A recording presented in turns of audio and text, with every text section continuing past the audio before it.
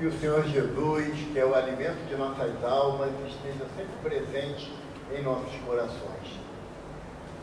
Porque a gente costuma dizer que sem ar vivemos por alguns minutos, sem alimento alguns dias, sem água também com um tempo considerável. Agora eu garanto que sem Jesus não dá. Não dá. Ele é aquele que a cada instante nos oferece a oportunidade de revivermos. Relembrando a passagem da mulher samaritana, quando ele chega ao poço e a mulher tirando água, ele fala: mulher, dai-me de beber. E ela fala assim: como pode, sendo tu, hebreu, pedir água a mim, uma samaritana, que eram povos inimigos? Aí Jesus fala assim: se soubesses quem te pede, tu que não pediria, porque a água que eu tenho, ela não deixa nunca mais ter sede. É essa palavra de Jesus que nós viemos atrás a cada momento que nós entramos numa casa onde a dedicação principal é o estudo do Evangelho de Jesus, que, como ele mesmo fala, é o pão da alma, é o alimento que nos fará sentir saciado, mesmo diante de todas as dificuldades da vida, que cada um tem a sua. Cada um tem. Nessa busca de entendermos cada um as nossas dores, eu ainda continuo encontrando completo entendimento na pergunta 625 do Livro dos Espíritos, quando o senhor Allan Kardec pergunta se Deus tem oferecido ao homem algum ser que nos sirva de guia e modelo. A resposta dos benfeitores da humanidade é a mais curta das 1122 perguntas do Livro dos Espíritos. Jesus é a resposta. Ele é o nosso guia e modelo. Mas nós esquecemos da frase inicial do Sr. Allan Kardec: o ser mais perfeito que Deus tem nos oferecido. E já tem alguns milênios que o Pai Celestial nos oferece a figura de Jesus para que sirva-nos de guia e modelo. Basta cada um de nós aceitar esse oferecimento para que possamos direcionar os nossos passos. E lembrando, ao cantarmos Quanta Luz, para mim é uma música que, embora é tão conhecida no movimento espírita, mas particularmente ela me lembra um interno de Curupaiti. Dois internos. O nosso irmão Amazonas Hércules, com aquela gargalhada formidável, que ele ria, que você escutava na Ayrton Senna, e o nosso irmão Frederico, que foi um ex-presidente do grupo espírita Filhos de Deus, lá em Curupaiti, e o mal de Hansen, antigamente chamado de lepra, consumiu basicamente o seu corpo. Então ele já ouvia muito mal, falava também com muita dificuldade, não enxergava e não levantava da cama. Então nós apelidamos ele de nosso caixinha de fósforo, tão pequenininho que ele era, e dava vontade de pegar no colo. A primeira vez que nós estivemos no Filho de Deus, eu vou falar quanto tempo vão descobrir minha idade, mas vamos lá, Aqui é para dizer a verdade mesmo. Mas tem mais de 30 anos isso, e nós chegamos lá no Filho de Deus, a Amazonas nos recebeu com aquele carinho que é peculiar dele, como continua até hoje nos recebendo, e ele, conversando conosco acerca da doutrina, falou assim: vamos ali no pavilhão que tem dois irmãos lá, Frederico e Fernando. O Fernando, ele já tinha os dois pés amputados em função da hanseníase e também tinha perdido a visão, mas tinha uma voz de canário. E quando nós chegamos lá, Frederico, os dois sem conseguirem mais enxergar fisicamente, o Frederico falou assim: Fernando, canta, porque os filhos de Isaac estão chegando, que é o fundador da minha casa de origem, lá em Rocha Miranda. A primeira vez que nós chegamos lá, ele já nos identificou espiritualmente, e foi quando o Fernando cantou Quanta Luz para nós. E lógico, todo mundo assim, muito bravo, ninguém gosta de demonstrar emoção, foi todo mundo chorando, Porque quando você é recebido com muito carinho, não dá, para aguentar a emoção. E assim é a casa espírita. é a casa, é o lugar onde nós somos recebidos com tanto carinho que parece que a gente nasceu aqui dentro.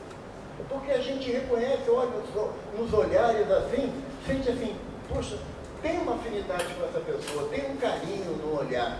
É esse carinho, essa afinidade que nós buscamos implantar nas casas que nós frequentamos para que seja um local aonde o Cristo habita. Nesse sentimento da existência da habitação de Jesus no lar espiritual que nos acolhemos e, por conseguinte, nos nossos corações, nós viemos abordar um tema extremamente complicado no nosso entendimento, porque ele está no nosso dia a dia, que é o desencarne, vulgarmente chamado de morte. Porque dentro da concepção kardeciana, ele nos mostra e nos prova que a morte não existe. Por mais que nós não compreendamos essa afirmação. Mas é a afirmação de Kardec ou tem alguém com uma robustez de credibilidade maior que fala isso pra gente? Tem? Está ali. É Jesus de Nazaré. Porque ele é considerado como o herói do túmulo vazio. Paulo de Tarso nos afirma na sua epístola aos Hebreus que se Jesus não tivesse ressuscitado, a sua doutrina seria vã. Porque tudo que Jesus nos oferece é em relação à vida espiritual, ao reino dos céus. Meu reino não é desse mundo, nos afirma Jesus em diversas passagens, nos levando as nossas atitudes para o lado espiritual, que é o mais importante. Porque quer queiramos ou não, nós teremos que desencarnar, ou teremos que morrer. Eu não conheço ninguém que ficou para semente. A minha avó quase ficou. Ela foi com 99 anos revoltada, que não queria ir. Mas nenhum de nós fica para semente. Todos nós temos que passar por essa porta obscura da chamada morte. Mas o que é a morte, propriamente dita? Para nós, que ainda temos tanto vínculos físicos, a morte simboliza uma dor absurda e uma incerteza quanto à continuidade da vida, mesmo para nós espíritas, porque não é pelo fato de nós estudarmos a doutrina espírita, conhecermos o Evangelho de Jesus, que podemos nos sentir blindados pela dor do desencarne, da morte. Diz Emmanuel que a morte é um elemento igualitário da sociedade terrena. Tanto o rico quanto o pobre desencarna. O feio e o bonito também, o gordo e o magro também, o louro e o moreno também. Todo mundo vai passar por essa situação que é inevitável. Por quê? Porque nós necessitamos progredir sempre. Tal é a lei como Kardec nos orienta. Então, o processo do desencarne, não existe uma fórmula básica para o processo de desencarne. Por quê? Seu nome mesmo? Não entendo. Adriana, o seu? São pessoas diferentes. E assim também são os sentimentos, também são diferentes. Cada um de nós encaramos esse fenômeno da morte de forma variada. Aqueles de nós que já têm pai e mãe no plano espiritual, no momento em que vê a mãe fechar os olhos fisicamente e não mais abrir, dá uma angústia que nós não sabemos definir qual é. Quando nós vemos o pai também retornar ao plano espiritual e encerrando a sua tarefa, também sentimos uma dor muito grande. Agora, nada comparável com a mãe ver o filho fechar os olhos fisicamente. Não existe grau de comparação. Tanto que Chico Xavier fala para a gente que a dor de uma mãe ao ver o filho desencarnar é semelhante à dor de Maria vendo Jesus na cruz. E é uma simulação muito próxima da realidade. Muito próximo. Então não dá para criar grau de comparação que eu sofro mais do que você não tem. Cada um de nós tem um sofrimento avaliado dentro do nosso entendimento. Não é conhecimento, é entendimento. A doutrina, ela trabalha no princípio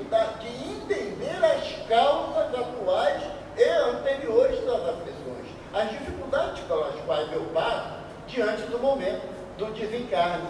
Mas qual a diferença de morrer e desencarnar? Será que tem? Vocês acreditam que tem alguma diferença?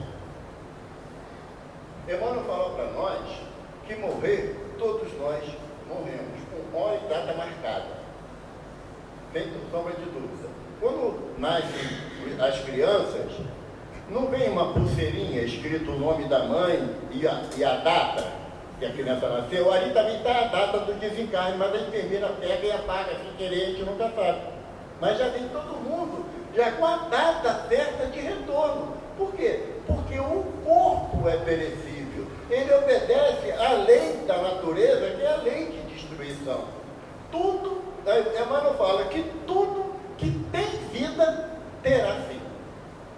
E o corpo, o nosso corpo, está enquadrado nessa situação de ser um ser vivo.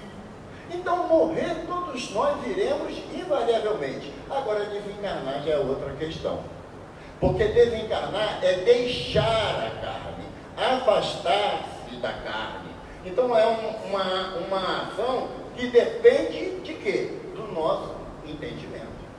E não só do conhecimento. Porque se fosse só do nosso conhecimento, nós, em reuniões mediúnicas, em mesa mediúnica, nós não veríamos nenhum espírita sendo trazido pelos mentores espirituais para ter esclarecimento. Porque se eles têm o entendimento, mas não têm o sentimento.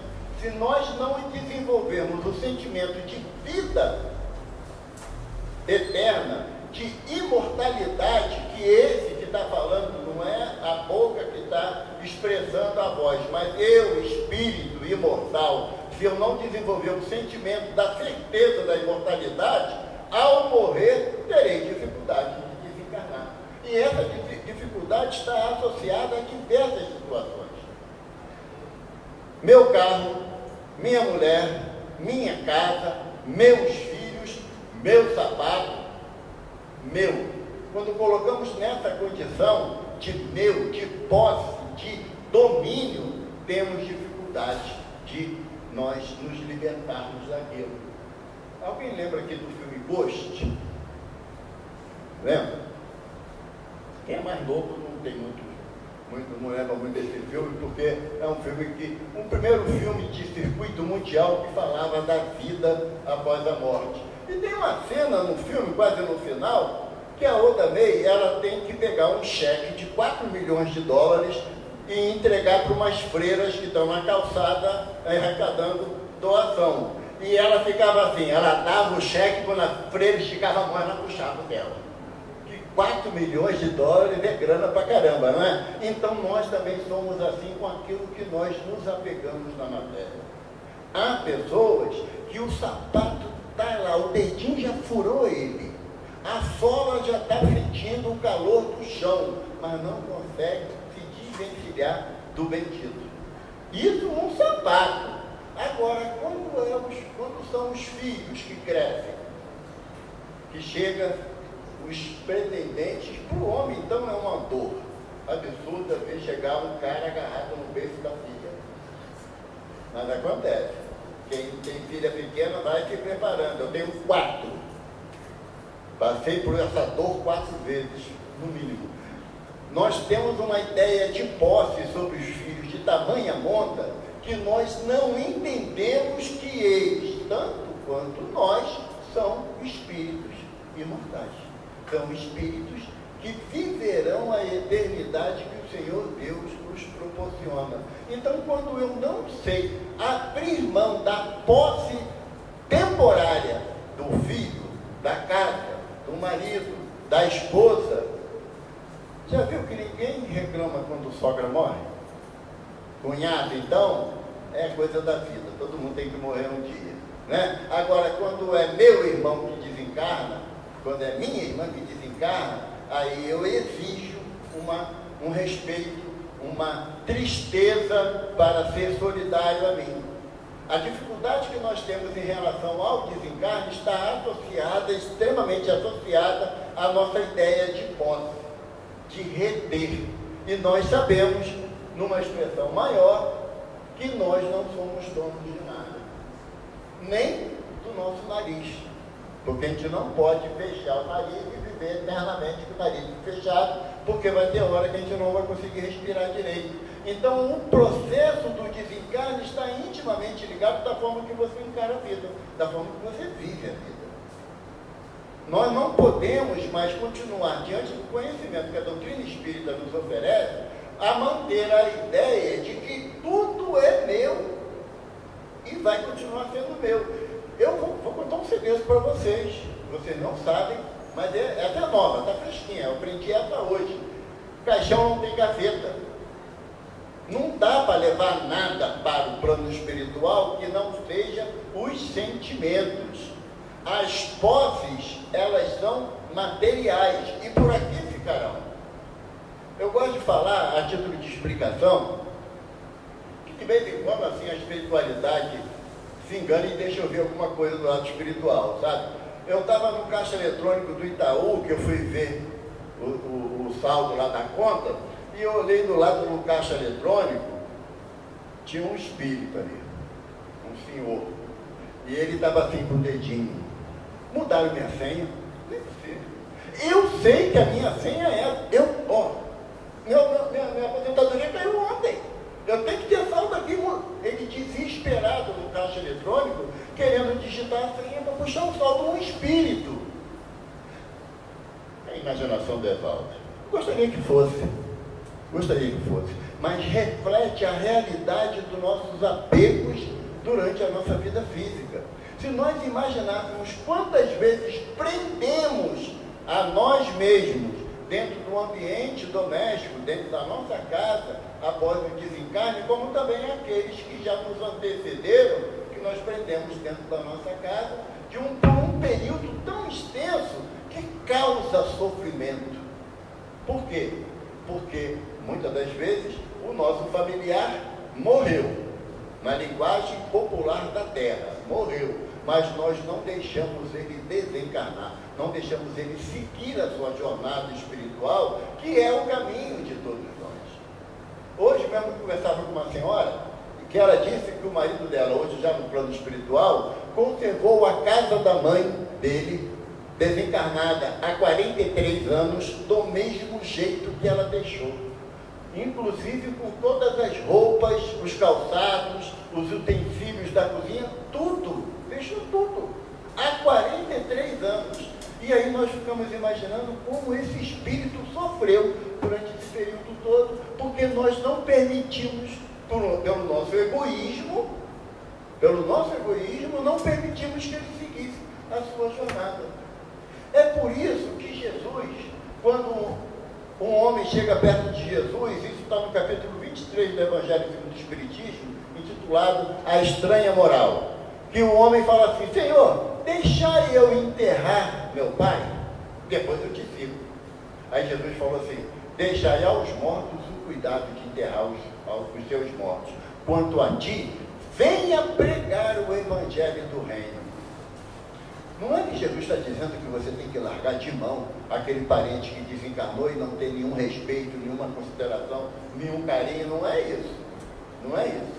Só que, quando eu não consigo me desvencilhar da memória do físico do meu parente que desencarna, eu não consigo me libertar também das condições que eu posso oferecer a ele no plano espiritual para que ele continue a jornada. O João falou aqui no início da caixa onde colocamos os nomes daqueles que nos antecederam, que já desencarnaram. E qual é a finalidade da Casa Espírita? Promover a prece pelos desencarnados. Fazer com que eles se desliguem das coisas materiais que se prendiam quando estavam aqui na matéria. Mas se eu, que sou o filho, o irmão, o pai, a mãe, a avó, e eu não consigo me desvencilhar da presença física desse irmão, como é que ele vai andar? Como é que ele vai caminhar? Inúmeras mensagens que o nosso querido Chico recebeu em Pedro Leopoldo, em Uberaba, onde ele se encontrava, de filhos pedindo às mães ou aos pais que trabalhassem na caridade, trabalhassem pelo próximo, para que eles também pudessem evoluir. o processo de desencarne, nós temos regras básicas que Kardec nos trouxe no Livro dos Espíritos. Na pergunta 149, ele pergunta: o que sucede à alma no instante da morte? Os espíritos são muito objetivos na resposta: volta a ser espírito. Isto é, volve ao mundo dos espíritos, de onde se apartara momentaneamente. Nós não conseguimos raciocinar assim. Nós achamos ou entendemos que a nossa imortalidade é de hoje para frente. Hoje, nessa existência, o Evaldo teve conhecimento da doutrina espírita, então ele sabe que não vai morrer nunca. Mas eu também não morri antes. Eu também não deixei de existir, eu não fui criado agora nessa existência. Eu sou um espírito que tem uma história anterior e progredirei melhorando a minha história. Então, quando o desencarne, simplesmente os espíritos dizem, São Kardec, quando fala assim, se é natural ter um medo da morte, os espíritos falam assim: morreis todos os dias, e não se atinai para isso. Quando você vai deitar a dormir, dependendo do grau de cansaço que a gente está, a gente fala assim: você até que está morto, né? Você até que está morto. E alguém pensa que eu não vou dormir, eu vou morrer um pouquinho, amanhã de manhã eu apareço de novo. Alguém pensa assim? Não. Mas nós idealizamos a morte como ponto final, finitude. Terminou a minha possibilidade de viver em função da morte física. Isso aqui vai ter que voltar, peço a Deus que demore, mas vai ter que voltar para a terra, porque foi de lá que foi tirado quando minha mãe e meu pai se casaram, se uniram, e na formação do embrião dentro do útero da minha mãe foi se desenvolvendo, depois chegou uma criança bonitinha e ficou esse troço aqui. Mas todos nós temos esse processo que é comum a todos, não tem como fugir. Por isso que a doutrina espírita não dá uma regra sobre o desencarne. Vocês sabem o que é umbral? Umbral? Não vou perguntar a banda de cá não, porque eles já estão tudo querendo voltar, sabe que pode voltar para lá. Umbral é uma zona intermediária no plano espiritual, aonde, de acordo com os pensamentos negativos que nós tenhamos, nós permaneceremos nessa faixa por mais ou menor tempo. É variável. Tem um livro chamado Nosso Lar, do autor espiritual André Luiz, que ele passou 8 anos no umbral, não é? Agora, no livro Os Mensageiros, que é o segundo livro da obra, tem a história de Belarmino, que ficou 40 anos. Então, é uma variável muito grande. O nosso querido Chico, ele passou por um umbral de: oi, estou indo. Pelas suas tarefas de iluminação interior, de prática da caridade fraterna, não houve necessidade de ele permanecer nem por uma hora na região umbralina. Por quê? Porque ele viveu o sentimento cristão que nós deveríamos aprender à luz do Evangelho, segundo o Espiritismo ou não. A doutrina espírita não tem a pretensão de ser dona da verdade. Sabe por quê? Porque o Espiritismo não diz que fora do Espiritismo não tem salvação. O Espírito Verdade nos diz, através do Sr. Allan Kardec, que é fora da caridade que não tem salvação. Então, pouco importa se você é espírita, se você é católico, é protestante, é budista, é hinduísta, não é nada, porque quem é ateu tem à toa, né? Então, não importa, mas se você faz a caridade, é isso que conta a seu favor. Como também, aqueles que se dizem que não são ateus, e são os à toa, que nem muitos de nós, eles não fazendo a caridade se comprometem com vista ao plano espiritual, a vida real. Nós, por sermos espíritos imortais, temos uma trajetória anterior absurda de experiências adquiridas. E por mais incrível que seja, já passamos pelo fenômeno da morte centenas, milhares de vezes.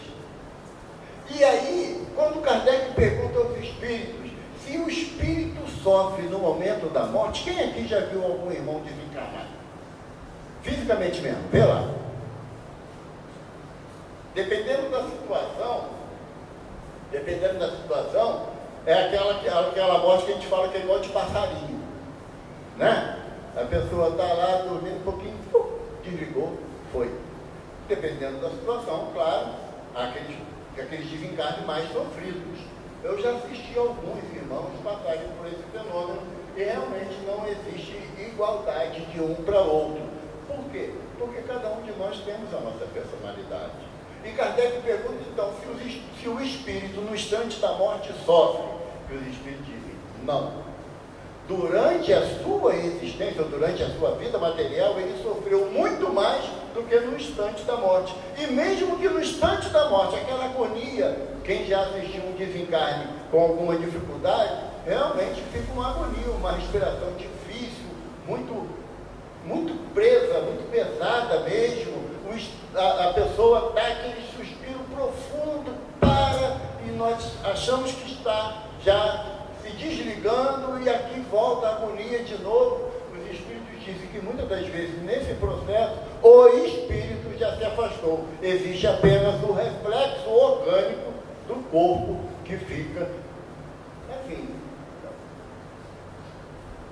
quem já caçou rã vai saber o que eu vou falar. Você pega a rã, não é? Mata a rã e pega uma piaçava de vassoura e enfia assim embaixo da pele. A perninha fica assim, tremendo. É reflexo muscular. Ou parede de fora também. Né? Já viu que todo mundo aqui brincou com a rã, coitadinha, né? Mas é o reflexo muscular normal. E nós também temos, que nossa diferença para a rã é que nós pensamos continuamente. A rã não, mas o físico, a constituição orgânica da rã é semelhante a nós. Então, se o Evaldo, quando desencarna, pode fazer, eu não vou me aborrecer não. Pega lá uma piaçava, coloca aqui na minha virilha, a perna vai ficar assim, balançando. É o reflexo muscular natural. Esse reflexo muscular natural não quer dizer que eu, espírito, ainda estou hundido àquele corpo, como não estamos. Então, a visão do que o momento da morte é um momento extremamente doloroso, ele não se confirma no dizer dos espíritos, e eu acredito neles, sabe por quê? Porque eles já morreram.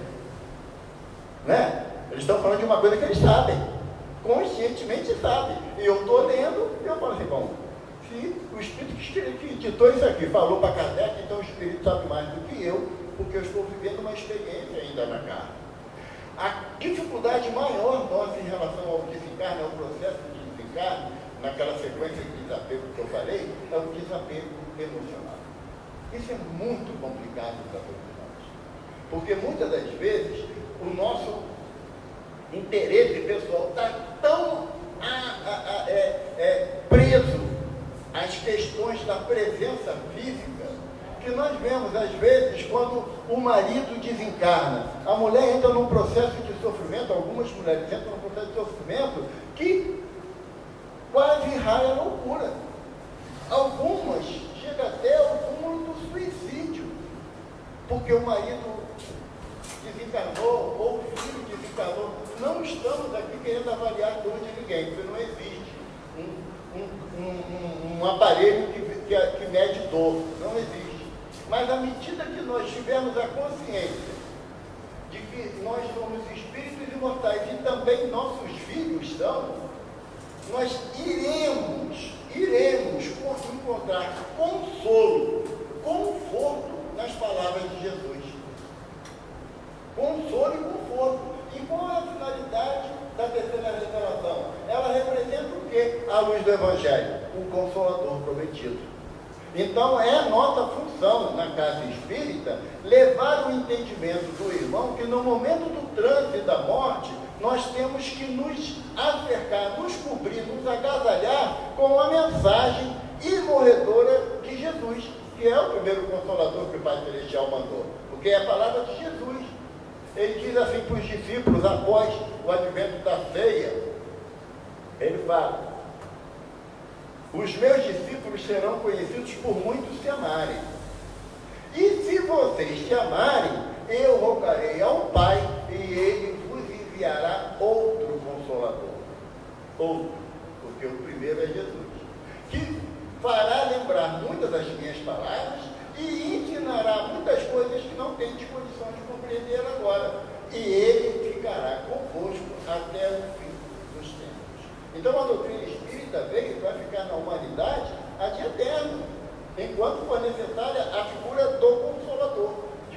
consolação, porque só precisa de consolo, de consolação quem está sofrendo.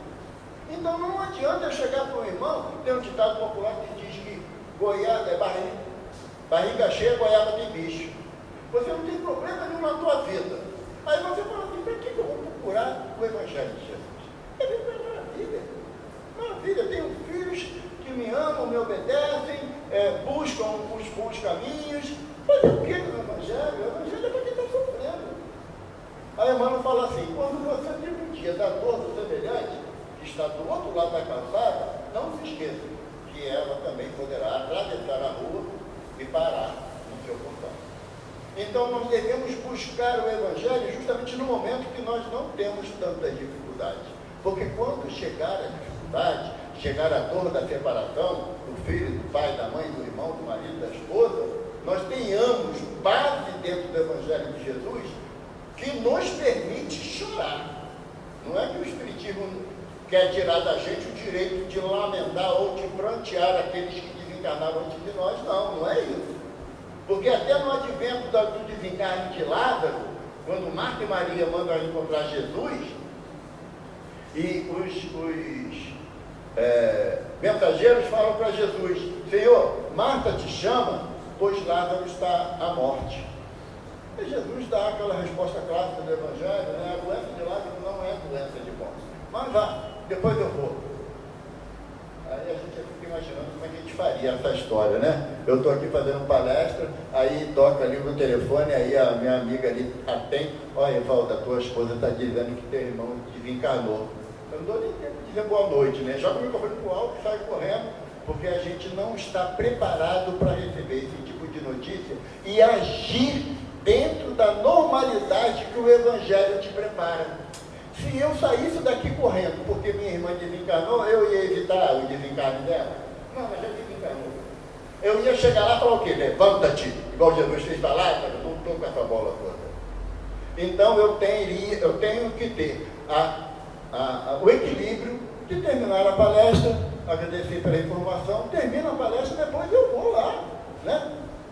Atender as necessidades que se fazem presente. O que é isso? Ah, não, isso aí é coração de pedra? Não, é equilíbrio que a doutrina me dá.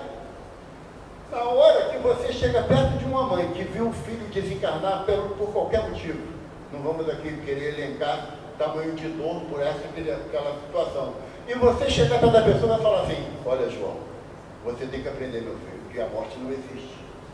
Entendeu? Você está aqui estudando o Evangelho, você sabe disso, então para de chorar. Não. Você vai lá, faz igual o Chico fazia, senta e chora junto. Abraça, acolhe, porque você está vendo uma dor que você não sabe dimensionar qual é o tamanho dela. Então não dá para você querer dar palavras de encorajamento ou de equilíbrio que nem você tem. Porque eu já assisti pessoas que iam num velório de uma mãe que havia desencarnado e os filhos, claro, chorosos, mas aquele choro equilibrado, comum, normal. Está chorando. Sabe que a morte não existe? Escuta isso todo dia. Escuta até espírito falar lá na reunião mediúnica. Passou 15 dias, o cachorro dela desencarnou. Ela queria fazer prece pelos cachorros desencarnados. Porque era o cachorro companheiro dela, amigo de 18 anos. Vocês têm que compreender a minha dor. Aí vai adiantar você pontuar o Evangelho? Não, você abraça e chora também. Porque o Evangelho, ele é educativo. Ele não é punitivo. É educativo. Jesus é o maior pedagogo que já aportou nessa terra bendita. Ele é educativo. Jesus fala assim, entenda a dor do teu irmão, para quando a tua chegar, também tenha aqueles que te entenderão. Porque é assim a vida. Nesse processo enorme do desencarne, o ponto principal, que hora que eu palestra? É porque eu não trabalho, eu sou aposentado, eu falo até mais de manhã, se deixar, entendeu? 9, né? Tem que botar um sininho aqui para o palestrante para ajudar. Porque nesse processo de entendimento em relação ao desencarne, ele é uma variável, tanto quanto somos 7 bilhões e meio de espíritos na matéria. Cada um tem um nível de entendimento. Cada um tem uma possibilidade de interpretar aquele ser amado que partiu antes de nós de uma forma diferente. Esse mês de janeiro, minha mãe completou 26 anos no plano espiritual. Diz para mim que a velha morreu, vai dar ruim. Porque ela está viva aqui no meu coração, no meu sentimento. Ela não tem mais um vaso físico que eu posso chegar na casa dela, deitar no sofá, deitar no colinho dela, ela fazer cafuné. Se eu fiz coisa direitinha, se eu não fiz, é cascudo mesmo. Mas a presença dela está no meu coração. Então, à medida que eu guardo no meu coração aqueles amores que Deus me facultou nessa existência, jamais morrerão. Porque é Jesus que afirma. Aquele que crê em mim, Jesus falando, não morrerão jamais. Mesmo que morto, levantarão e viverão. Por quê? Porque a questão do acordar, do despertar no plano espiritual, acreditando ou não, aceitando ou não, é lei. É fato. E Jesus provou isso para a gente. Jesus provou isso e dando ainda dia e hora marcado para fazer, para acontecer. Que ele, após expirar na cruz, ele diz, eu derrubarei esse templo e em 3 dias edificarei um novo templo, que é o seu próprio corpo, que é a sua própria presença física entre nós. Então, por isso que Jesus é considerado como o herói do túmulo vazio. Porque se algum de nós se colocar na condição de cristão, ou seja, que aceita as orientações que o Cristo nos trouxe, não pode entender a morte como ponto final. A morte é uma vírgula, porque a vida é contínua, ela é constante. E Jesus fala para a gente, eu venho trazer vida, e vida em abundância. Não dá para você acreditar que todo o teu esforço como pessoa, para a sua mãe cuidar de você como neném, depois você fica, já começa a andar sozinho, e você depois, a sua mãe te leva para a escola, você cresce, continua dentro das possibilidades do teu estudo, inicia um trabalho para ganhar um dinheirinho para ajudar em casa, depois conhece uma menina ou um rapaz que parece ser um príncipe, depois vira saco, mas é normal, e a coisa vai seguindo, e depois você morre e acabou, não tem lógica. O Evangelho é baseado na lógica, é na lógica. Jesus, toda vez que vinha nos trazer um ensinamento, fala assim, se quiseres conquistar a vida eterna, fazer assim, ou fazer assado. A vida que Jesus veio nos trazer é uma vida plena de realização, e não uma vida limitada do corpo físico. Ele é relativo. Nós, quando estamos ainda ligados ao corpo físico, as dificuldades da nossa vida são inúmeras, sem dúvida alguma. Cada um tem um grau de dificuldade diferente do outro aqui. Mas só que se nós entendermos que o Evangelho veio realmente para nos libertar, porque Jesus fala, aquele que comigo andar não estará em trevas. E o que é a treva? A treva da ignorância, não é a treva da escuridão, não. Porque a ignorância nos fará cometer atitudes que contrariam a lei de Deus. Os espíritos, Kardec pergunta aos espíritos, Deus criou também o mal? E os espíritos dizem que não. Os espíritos dizem o seguinte, que Deus criou o homem simples e ignorante. À medida que o homem se afasta da lei de Deus, ele comete o mal. Então, o mal é o distanciamento. Quando a gente pergunta assim, o que é o mal? Aí, a ausência do bem. Não, não é verdade. O mal não é o oposto do bem. O mal é o afastamento, o distanciamento da lei de Deus. E aonde está escrita a lei de Deus? Pergunta 621 do Livro dos Espíritos, na nossa consciência. Então, independente da questão de você ter um nível universitário, ter mestrado, doutorado, e aquele irmão não teve oportunidade sequer de aprender a letra A, todos temos a lei de Deus gravada na nossa consciência. Por isso que não precisa ninguém ficar falando para a gente que a gente pisou na bola, que a gente errou. Não pecado, não no sentido característico da palavra pecado, mas que nós erramos nas nossas atitudes perante a lei de Deus, não perante o homem. Porque um homem sempre vai errar perante o outro, porque a gente não tem a capacidade de agradar. aquele que o ser mais perfeito que aportou a terra, que é nosso guia e modelo, ele não agradou a nós, o crucificamos. Por quê? Porque não concordávamos com as suas teorias. Então, o processo de desencarne tem aqui na doutrina espírita, tem inúmeras explicações sobre o desencarne, mas contando-se de uma forma generalizada. Não é particularizada, porque não dá para particularizar as consequências ou os processos do desencarne. Mas eu gostaria, o João Marrom Barbosa aqui está puxando minha perna, está acabando o tempo. Eu gostaria de ler, se vocês me permitem, uma página do livro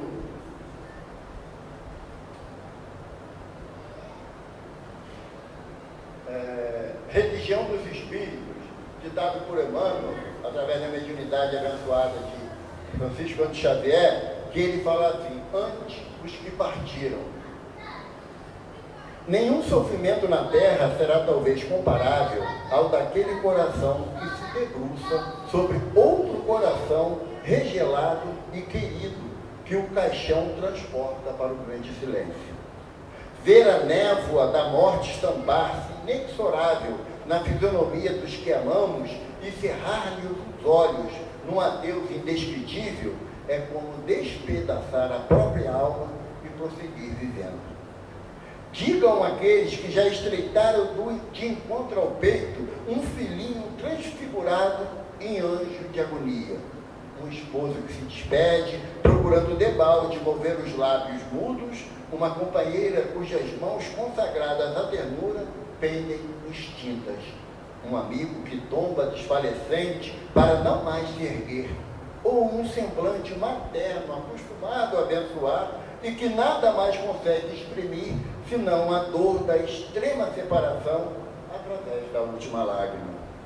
Falem aqueles que um dia se iniciaram esmagados de solidão à frente de um túmulo, os que se rojaram em prece nas cinzas que recobrem a derradeira recordação dos entes inesquecíveis, os que caíram varados de saudade, carregando no seio o esquife dos próprios sonhos, os que tatearam, gemendo, a lousa imóvel, os que soluçaram de angústia no átito dos próprios pensamentos, perguntando em vão pela presença dos que partiram. Todavia, quando semelhante provação te bate à porta, reprime o desespero e dilui a corrente de mágoa na fonte viva da oração, porque os chamados mortos são apenas ausentes, e as gotas de teu pranto lhes fustigam a alma como chuva de fel. Também eles pensam e lutam, sentem e choram. Atravessam a faixa do sepulcro como quem desvencilha da noite, mas, na madrugada do novo dia, inquieta-se pelos que ficaram. Ouvem-lhe os gritos e as súplicas na onda mental que rompe a barreira da grande sombra e tremem cada vez que os laços afetivos da retaguarda se rendem à inconformação ou se voltam para o suicídio. Estimulam-se à prática do bem, partilhando-te as dores e as alegrias. Rejubilam-se com as tuas vitórias no mundo interior e consolam-te nas horas amargas para que te não percas no frio do desencanto. Tranquiliza, desse modo, os companheiros que demandam o além, suportando corajosamente a despedida temporária e honra-lhes a memória, abraçando com nobreza os deveres que te legaram. Recorda que em futuro mais próximo que imaginas, respirarás entre eles, comungando-lhes as necessidades e os problemas, porquanto terminarás também a própria viagem no mar das provas redentoras. E vencendo para sempre o terror da morte, não nos será lícito esquecer de Jesus, o Divino Mestre, o herói do túmulo vazio. Nasceu numa noite escura, viveu entre os infortúnios da terra e expirou na cruz, em tarde pardecenta, sobre um monte empedrado, mas ressuscitou aos cânticos da manhã no fulgor de um jardim. Essa é a mensagem da doutrina da Mesmo diante do sofrimento, de vermos parentes, amigos, amores partindo para o plano espiritual, nós não podemos nos desesperançar nunca da misericórdia infinita de Jesus. Ele fala: eu venci o mundo. E vencendo o mundo, Jesus venceu a morte. Porque a morte, como ponto final da nossa estrada, jamais existiu. O que nós devemos cultivar no nosso coração é trabalhar, ajudar o próximo, seguir o caminho do bem que o Evangelho nos conclama pela nossa necessidade evolutiva. Porque se a morte não existe, tenho certeza, todos nós reiniciaremos a nossa jornada em um novo dia, num novo corpo, numa nova jornada. A morte, ela é apenas, como falei, uma vírgula, não um ponto final. Porque todos nós não começamos a nossa trajetória no berço e não encerraremos no túmulo. A vida que Jesus nos traz é uma vida com abundância. Que o Senhor da vida, aquele que acalma o nosso coração diante de toda a tristeza, mesmo na noite terrível da separação daqueles a quem amamos, Ele nos promete estar conosco até o final dos tempos. E um Cristo, ele não está mais passível de errar. Evidentemente, não mente. Quando Jesus diz que estará conosco até o fim dos tempos, você pode ter certeza que se no auge da tua dor, você fizer a tua prece sentida de coração a Jesus, Ele vai bater no teu ombro e vai falar: filho, filha, eu estou. Essa é a mensagem que a doutrina nos traz. O desencarne é inevitável, mas que nos preparemos para novas encarnações e novas histórias para progredirmos sempre. Tal é a lei. Graças a Deus.